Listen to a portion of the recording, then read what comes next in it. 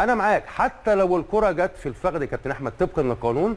اوعدك انك هتشوف فيديو للتاريخ والله. فتعال نشوف الفرق بين تحليل الكابتن نصر عباس لما تكون نفس اللعبة للاهلي وعلى الاهلي. هذه الحاله كوكا الكره راحت فين؟ راحت في فخذ او في ركبته ثم جت في الايد. حتى لو الايد مش في وضع طبيعي وطالعه ومش مبرره، لما نقول الكره بترتد من جسم اللاعب وتغير اتجاه عكسي طبقا لمفهوم القانون يستمر اللعب.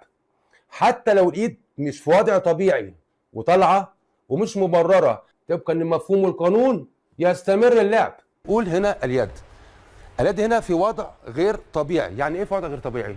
عندما تكون اليد في وضع غير طبيعي ومكبره الجسم، هنا بنحتسب على طول لمسه يد. بعد قال لك ده الكره جت في الفخذ ثم ذهبت للايد. انا معاك حتى لو الكره جت في الفخذ يا كابتن احمد طبقا للقانون، بنقول لو ارتدت الكره من جسم اللاعب من اي مكان ثم ذهبت الى يديه اللي هي مش في وضع طبيعي ومكبره حجم الجسم، ايضا مخالفه لمس الكره باليد. ثم ذهبت الى يديه اللي هي مش في وضع طبيعي ومكبره حجم الجسم، ايضا مخالفه لمس الكره باليد. طبقا لمفهوم القانون يستمر اللعب.